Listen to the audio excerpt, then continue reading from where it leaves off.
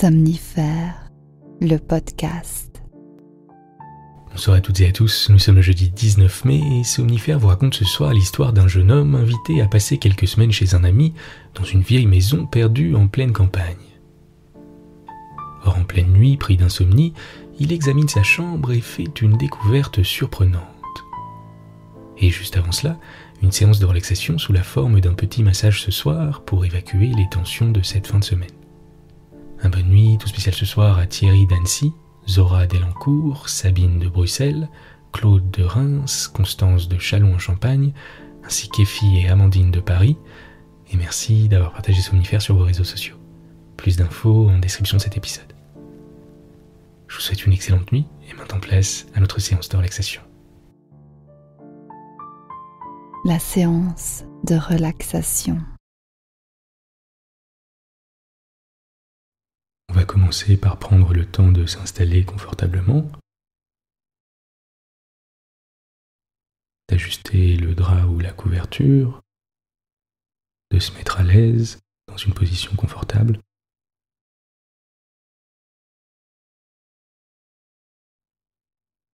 De fermer les yeux.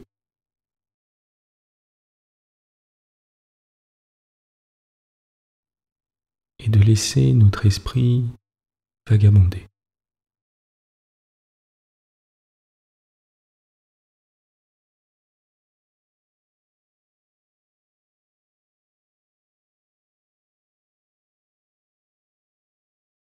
Prenez une profonde inspiration, une inspiration lente et apaisante, avant de relâcher toutes les tensions à l'expire.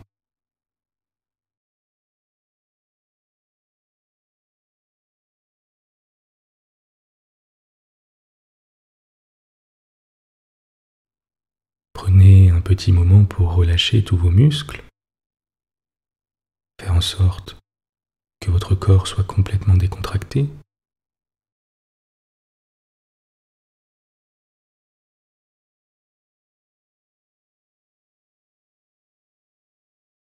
En prenant le temps de bien détendre votre nuque.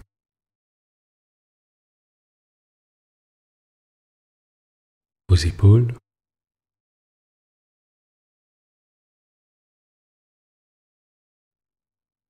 et votre dos.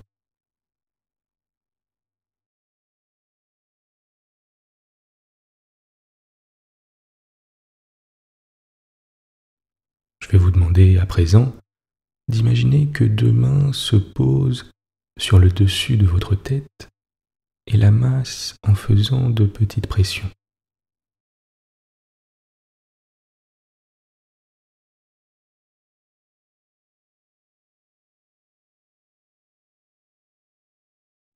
De haut en bas, et puis de bas en haut.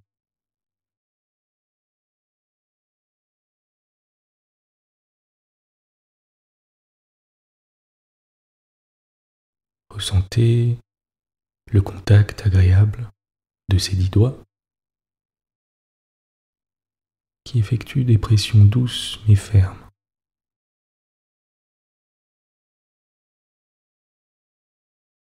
Avant de glisser sur les côtés, au niveau de vos tempes,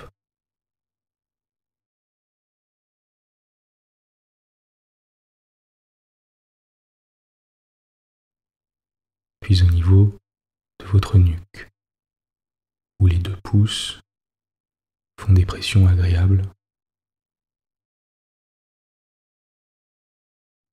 De haut en bas,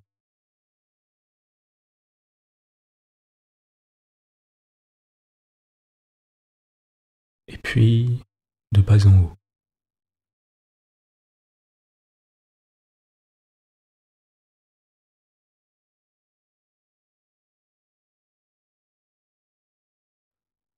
Avant de descendre lentement au niveau de vos épaules, qui s'abandonnent complètement sur le matelas.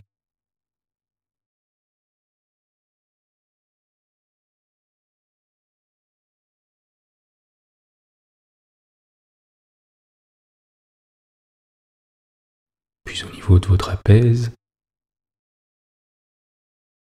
qui se détendent.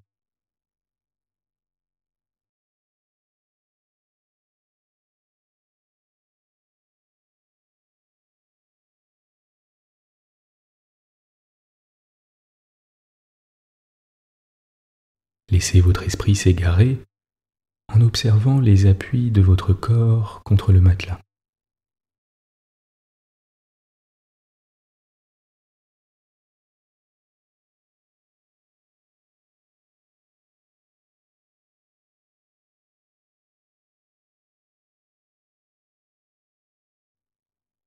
Votre respiration,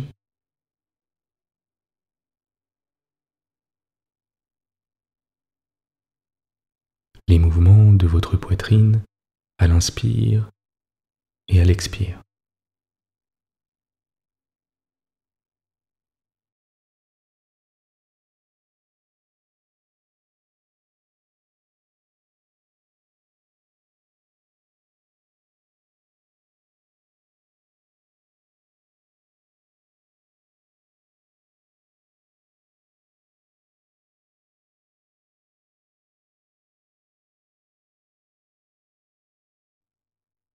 La température de l'air à l'inspire et à l'expire.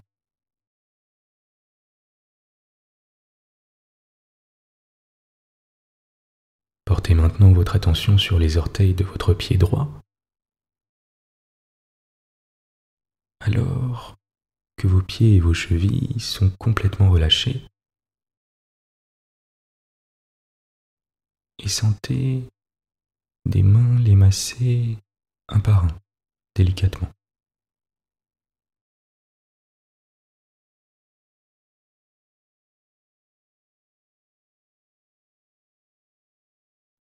Portez d'abord votre attention sur votre gros orteil droit,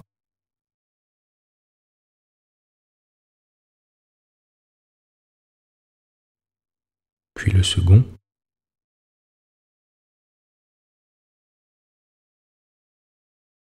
le troisième,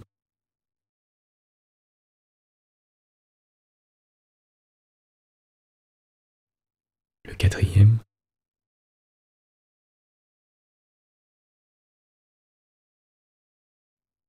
et enfin le petit orteil.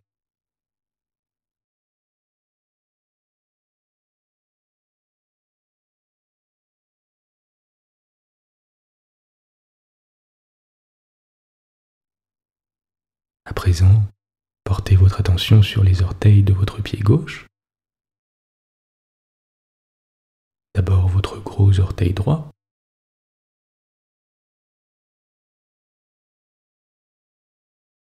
puis le second,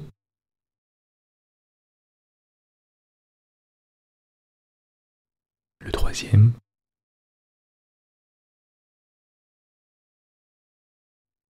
le quatrième,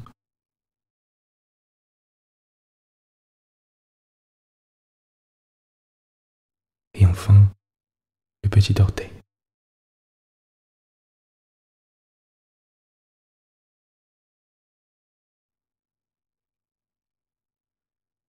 Ces mains commencent à présent à vous masser la plante des pieds,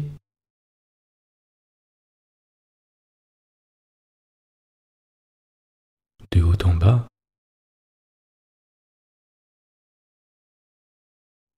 de bas en haut,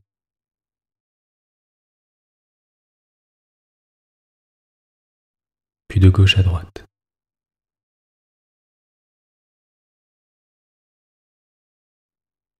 En dessinant des petits cercles.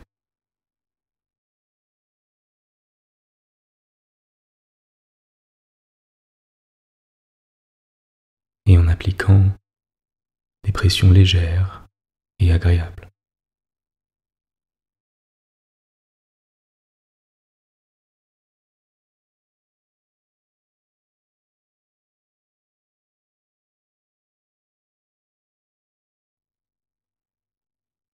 Portez à présent votre attention sur votre ventre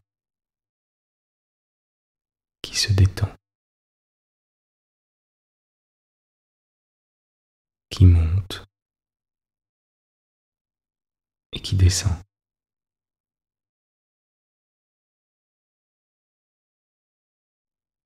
rythme de votre respiration qui s'apaise.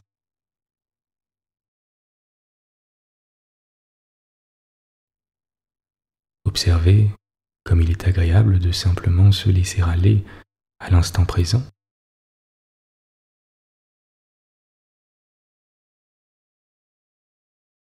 Sans rien attendre de particulier.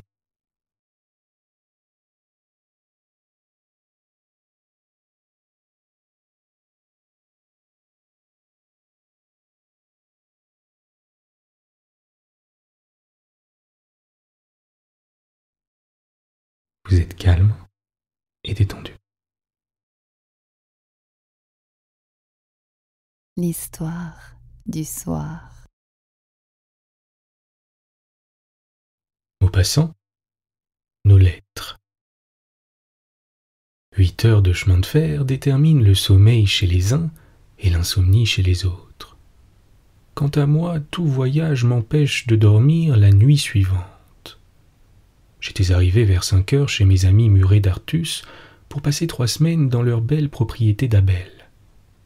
C'est une jolie maison bâtie à la fin du siècle dernier par un de leurs grands-pères et restée dans la famille. Elle a donc ce caractère intime des demeures toujours habitées, meublées, animées, vérifiées par les mêmes gens. Rien n'y change, rien ne s'évapore de l'âme du logis, dont les tapisseries n'ont jamais été déclouées et se sont usées, pâlies, décolorées sur les mêmes murs. Rien ne s'en va des meubles anciens, dérangés seulement de temps en temps pour faire place à un meuble neuf qui entre là comme un nouveau-né au milieu de frères et de sœurs. J'aime cette demeure comme on aime ce qu'on désire ardemment posséder. J'y reviens tous les ans à l'automne avec un plaisir infini. Je la quitte avec regret. Après que j'eus dîné dans cette famille amie, si calme où j'étais reçu comme un parent, je demandai à Paul Muret, mon camarade. Quelle chambre m'as-tu donnée cette année ? La chambre de tante Rose. 1 heure plus tard, Madame Muret d'Artus, suivie de ses 3 enfants, 2 grandes fillettes et un galopin de garçon, m'installait dans cette chambre de la tante Rose où je n'avais point encore couché. Quand j'y fus seul, j'examinais les murs, les meubles, toute la physionomie de l'appartement pour y installer mon esprit. Je le connaissais, mais peu, seulement pour y être entré plusieurs fois et pour avoir regardé d'un coup d'œil indifférent le portrait au pastel de tante Rose qui donnait son nom à la pièce. Elle ne me disait rien du tout, cette vieille tante Rose en papillote, effacée derrière le verre. Elle avait l'air d'une bonne femme d'autrefois, d'une femme à principes et à préceptes, aussi forte sur les maximes de morale que sur les recettes de cuisine. D'une de ces vieilles tantes qui effraient la gaieté et qui sont l'ange morose et ridé des familles de province. Je n'avais point entendu parler d'elle d'ailleurs. Je ne savais rien de sa vie, ni de sa mort. Datait-elle de ce siècle ou du précédent ? Avait-elle quitté cette terre après une existence plate ou agitée ? Avait-elle rendu au ciel une âme pure de vieille fille, une âme calme d'épouse, une âme tendre de mère, ou une âme remuée par l'amour ? Que m'importait ? Rien que ce nom, tante Rose, me semblait ridicule, commun, vilain. Je pris un des flambeaux pour regarder son visage sévère, haut suspendu dans un ancien cadre de bois doré. Puis l'ayant trouvé insignifiant, désagréable, antipathique même, j'examinai l'ameublement. Il datait tout entier de la fin de Louis XVI, de la Révolution et du Directoire. Rien, pas une chaise, pas un rideau, n'avait pénétré depuis lors dans cette chambre, qui sentait le souvenir, odeur subtile, odeur du bois, des étoffes, des sièges, des tentures, en certains logis où des cœurs ont vécu, ont aimé, ont souffert. Puis je me couchai, mais je ne dormis pas. Au bout d'1 heure ou 2 d'énervement, je me décidai à me relever et à écrire des lettres. J'ouvris un petit secrétaire d'acajou à baguette de cuivre placé entre les 2 fenêtres, en espérant y trouver du papier et de l'encre. Mais je n'y découvris rien qu'un porte-plume très usé, fait d'une pointe de porc-épic et un peu mordu par le bout. J'allais refermer le meuble quand un point brillant attira mon œil. C'était une sorte de tête de pointe jaune et qui faisait une petite saillie ronde dans l'encoignure d'une tablette. L'ayant grattée avec mon doigt, il me sembla qu'elle remuait. Je la saisis entre deux ongles et je la tirai tant que je pus. Elle s'en vint tout doucement. C'était une longue épingle d'or, glissée et cachée en un trou du bois. Pourquoi cela ? Je pensai immédiatement qu'elle devait servir à faire jouer un ressort qui cachait un secret. Et je cherchai. Ce fut long. Après 2 heures au moins d'investigation, je découvris un autre trou presque en face du premier, mais au fond d'une rainure. J'enfonçai dedans mon épingle, une petite planchette me jaillit au visage, et je vis 2 paquets de lettres jaunies, nouées avec un ruban bleu. Je les ai lues, et j'en transcris 2 ici. Voici la première. Vous voulez donc que je vous rende vos lettres, ma si chère amie. Les voici, mais cela me fait une grande peine. De quoi donc avez-vous peur? Que je les perde? Mais elles sont sous clé. Qu'on me les vole?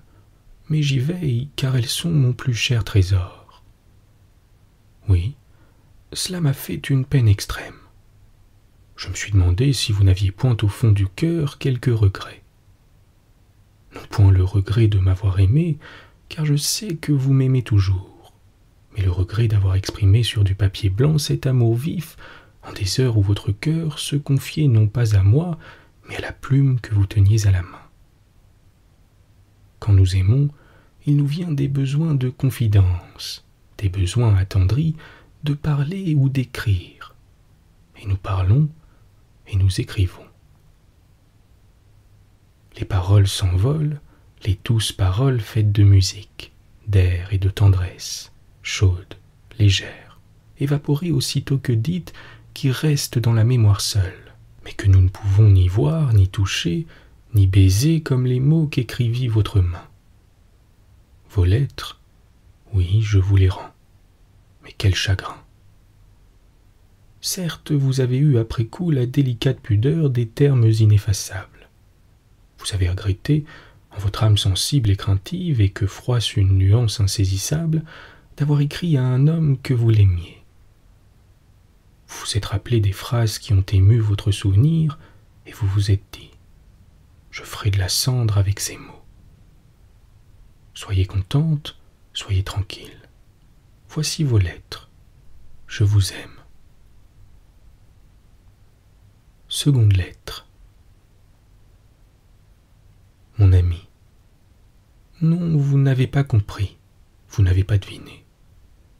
Je ne regrette point, je ne regretterai jamais de vous avoir dit ma tendresse. Je vous écrirai toujours, mais vous me rendrez toutes mes lettres aussitôt reçues. Je vais vous choquer beaucoup, mon ami, si je vous dis la raison de cette exigence. Elle n'est pas poétique comme vous le pensiez, mais pratique. J'ai peur non de vous, certes, mais du hasard. Je suis coupable. Je ne veux pas que ma faute atteigne d'autres que moi. Comprenez-moi bien. Nous pouvons mourir, vous ou moi. Vous pouvez mourir d'une chute de cheval puisque vous montez chaque jour. Vous pouvez mourir d'une attaque, d'un duel, d'une maladie de cœur, d'un accident de voiture, de 1000 manières, car s'il n'y a qu'une mort, il y a plus de façons de la recevoir que nous n'avons de jours à vivre. Alors, votre sœur, votre frère et votre belle-sœur trouveront mes lettres. Croyez-vous qu'ils m'aiment? Moi, je ne le crois guère, et puis, même s'ils m'adoraient, est-il possible que 2 femmes et un homme, sachant un secret pareil, ne le racontent pas? J'ai l'air de dire une très vilaine chose en parlant d'abord de votre mort et ensuite en soupçonnant la discrétion des vôtres. Mais nous mourrons tous un jour ou l'autre, n'est-ce pas? Et il est presque certain qu'un de nous 2 précédera l'autre sous terre. Donc il faut prévoir tous les dangers, même celui-là. Quant à moi, je garderai vos lettres à côté des miennes, dans le secret de mon petit secrétaire. Je vous les montrerai là, dans leur cachette de soie, côte à côte, dormant pleines de votre amour, comme des amoureux dans un tombeau. Vous allez me dire, mais si vous mourrez la première, ma chère, votre mari les trouvera, ces lettres. Moi, je ne crains rien. D'abord, il ne connaît point le secret de mon meuble, puis il ne cherchera pas. Et même s'il le trouve après ma mort, je ne crains rien. Avez-vous quelquefois songé à toutes les lettres d'amour trouvées dans les tiroirs des mortes? Moi, depuis longtemps, j'y pense, et ce sont mes longues réflexions là-dessus qui m'ont décidé à vous réclamer mes lettres. Songez donc que jamais, vous entendez bien, jamais une femme ne brûle, ne déchire, ne détruit les lettres où on lui dit qu'elle est aimée. Toute notre vie est là, tout notre espoir, toute notre attente, tout notre rêve. Ces petits papiers, qui portent notre nom et nous caressent avec de douces choses, sont des reliques. Et nous adorons les chapelles, nous autres, surtout les chapelles dont nous sommes les saintes. Nos lettres d'amour, ce sont nos titres de beauté, nos titres de grâce et de séduction, notre orgueil intime de femme, ce sont les trésors de notre cœur. Non, non, jamais une femme ne détruit ces archives secrètes et délicieuses de sa vie. Mais nous mourrons comme tout le monde. Et alors ces lettres, on les trouve. Qui les trouve? L'époux? Alors que fait-il? Rien. Il les brûle, lui. Oh, j'ai beaucoup songé à cela, beaucoup. Songez que tous les jours meurent des femmes qui ont été aimées, et que tous les jours les traces, les preuves de leur faute tombent entre les mains du mari, et que jamais un scandale n'éclate, que jamais un duel n'a lieu. Pensez, mon cher, à ce qu'est l'homme, le cœur de l'homme. On se venge d'une vivante, on se bat avec l'homme qui vous déshonore, on le tue tant qu'elle vit, parce que... Oui, pourquoi? Je ne le sais pas au juste. Mais si on trouve après sa mort à elle des preuves pareilles, on les brûle, et on ne sait rien. Et on continue à tendre la main à l'ami de la morte, et on est fort satisfait que ces lettres ne soient pas tombées en des mains étrangères, et de savoir qu'elles sont détruites. J'en connais parmi mes amis des hommes qui ont dû brûler ces preuves et qui feignent de ne rien savoir, et qui se seraient battus avec rage s'ils les avaient trouvées quand elle vivait encore. Mais elle est morte. L'honneur a changé. La tombe, c'est la prescription de la faute conjugale. Donc je peux garder nos lettres qui sont entre vos mains une menace pour nous deux. Osez dire que je n'ai pas raison. Je vous aime et je baise vos cheveux. Signé Rose. J'avais levé les yeux sur le portrait de la tante Rose et je regardais son visage sévère, ridé, un peu méchant, et je songeais à toutes ces âmes de femmes que nous ne connaissons point, que nous supposons si différentes de ce qu'elles sont, dont nous ne pénétrons jamais la ruse native et simple, la tranquille duplicité, et le vers de Vigny me revint à la mémoire. Toujours ce compagnon dont le cœur n'est pas sûr. Bonne nuit. Bonne nuit.